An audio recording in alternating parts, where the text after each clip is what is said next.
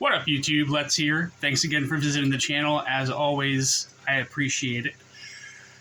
Today I've got a review for you of the Kubey Atlas. This is a pretty cool knife. I've had it for quite some time. This is actually the first titanium frame lock knife I ever bought. And I love this knife. It's great. It's got good action. There's really nothing not to like about this knife. It's affordable. It's just a really well built knife from Kubey. I think Kubey has probably one of the the best quality for the price that I've seen. Their knives are really affordable, and they're also they're an OEM supplier as well. So there's some other knives out there that were made by Kubey from other companies. So I don't know what those other knives are. I didn't really look too much into that, but Kubey itself as a company makes some really good knives at some really great prices. So definitely look into that if you guys are interested in some really nice knives at some really good prices. But we'll go ahead and get started with the review real quick. Again, this is the Kubey Atlas, ATLAS. There is a different version of this knife from Kubey that it's kind of like maybe a budget version of this knife.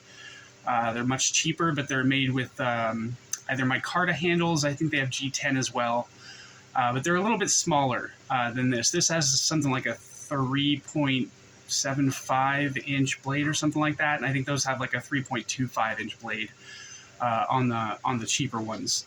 But this one in particular is about 8.75 inches overall, and you've got a 3.75 inch blade with a 3.5 inch cutting edge on it.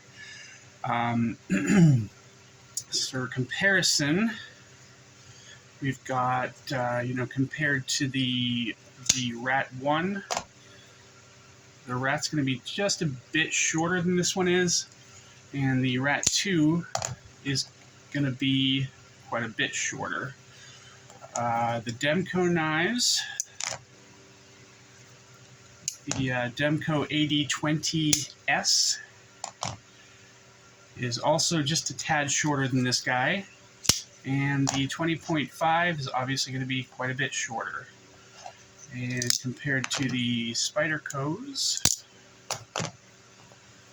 Spyderco PM2 is going to be quite a bit shorter, and the Para 3 is going to be even more shorter, obviously. Length, height, and thickness compared to the Spyderco's. You can see that it's about the same length as the PM2 when it's closed.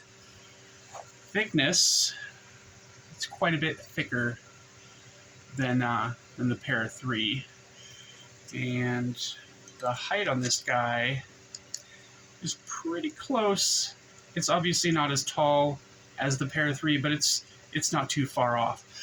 So it does take up quite a bit of room in the pocket, but it's not overbearingly big. It's still a pretty relatively slim design compared to some other knives, and it fits pretty good in the pocket. I don't really notice it very much in the pocket myself personally. Let's see what the weight on this guy is.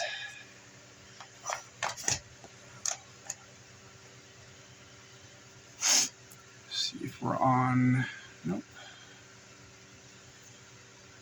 Ounces, grams, milliliters, pounds and ounces. There we go. So this guy is 5.7 ounces.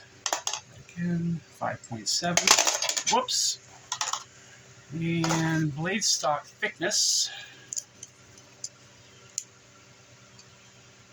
Move that out. We are looking at 156 thousandths. That's pretty good. That's not terrible. All right. The hardware on this guy, I think it's pretty standard. I think it's T8 all the way around.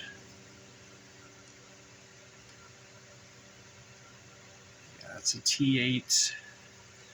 No, I'm sorry, the pivot is a T10. Let me just double check that.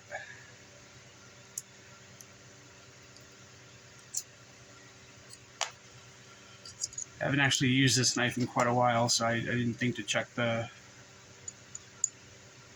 hardware sizes before I got started. Yep, I was right. The pivot's a T8.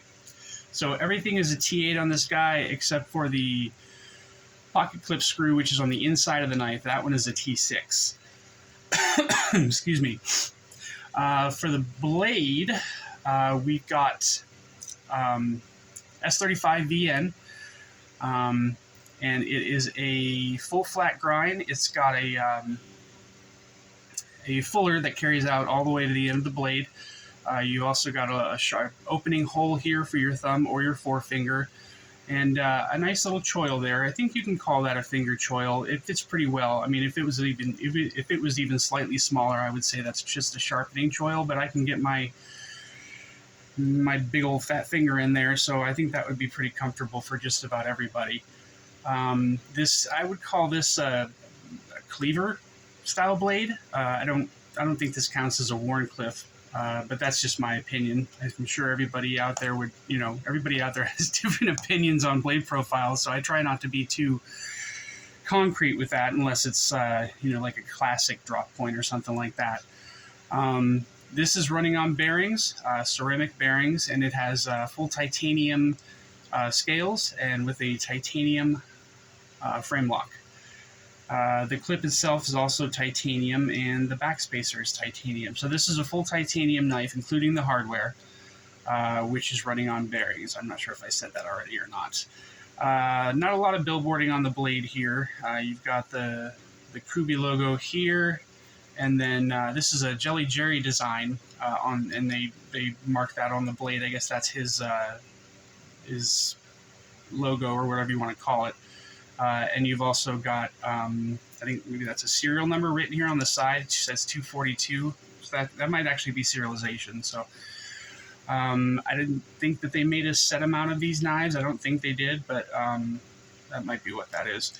I do know that this is still available. It's available on Amazon right now for $160. I try to avoid Amazon if I can help it. But this is a good knife from a reputable company, and like I said, they are selling it on Amazon for $160. If you actually go to the site, these are available. There's the silver version and the black version available on Kubey's website, but those are both $200. So if you're going to buy this knife, I would recommend buying it off of Amazon, because it's $40 cheaper there, and it's the same knife. So. And that's where I got this one, and it was in good shape when I got it and everything, so no problems with that. I think that it's like showing as available on a few other sites like Knife Center, but they're, when you click on it, it says that it's out of stock. The action on this guy is very, very smooth. It drops shut with no problem at all. The finger flick works, the thumb flick works. It also has the flipper tab that works pretty well as well, and it just falls shut with no problem whatsoever. This is a very, very smooth knife. I like this knife a lot. There's no glass break or anything on it, but I don't like those anyway. It's got a good detent. It's not too heavy, not too light, and it just kind of just rests back down in the knife and locks into place. The balance on it, I think, is pretty good. Right behind the pivot. Yeah, that works pretty well. Deployment and disengagement are both very, very good with the flipper tab, with the finger hole. Doesn't really matter how you use it. It's so smooth it just kind of flies right out of the handle, except that time. What else can I tell you about this guy? Finger placement. I already told you about the finger choil. When you're using this knife, doesn't matter if you choke up on it or choke back. It's very comfortable. Very, very comfortable. This pocket clip doesn't cause any hot spots at all. I guess I would classify this as a hard use knife. It's very sturdy. It's well put together. There's no play in the blade at all, up or down, left or right, and it's got a very strong lock on it. So I don't think you would have any trouble using this knife in some hard use situations.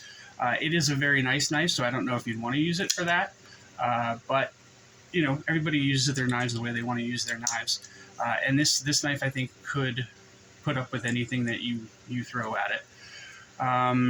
It locks up very nicely. There's no lock stick or anything like that, and it looks like it's locking up at about 45%, somewhere around there. I already told you about the price and that it's still available. What else can I tell you? I did take this. When I took this apart the first time, the only thing that I have an issue with was I wasn't able to get the screw out for the pocket clip. These screws are made out of titanium, but they seem to be very, very soft. So you have to be careful when you're taking this guy apart. It does have a captive pivot, so it's not a big deal to get the pivot out of there. And you've got your little hole here on the back spacer for a lanyard if you choose to use one. Obviously, I don't. As you can see, it's pretty robust out at the tip, so there's it's not a whole lot of worry of breaking the tip off or anything, unless you're like jamming it into wood and like twisting it back and forth. I wouldn't do that, but just because it gets pretty thin down here by the edge. But yeah, this is an awesome knife. It's got plenty of jimping for quiet. Sorry guys. It's got plenty of jimping for for you to get a grip and everything, even down here on the handle. So yeah, this is a great knife. I would definitely recommend getting it if you guys are interested. But I think that's everything for today. Plus the dogs are barking, so I'm going to cut this short. But I appreciate you guys watching the video, and if you enjoyed it, please like and subscribe. I'll talk to you guys later. Stay up. Take it easy. Bye.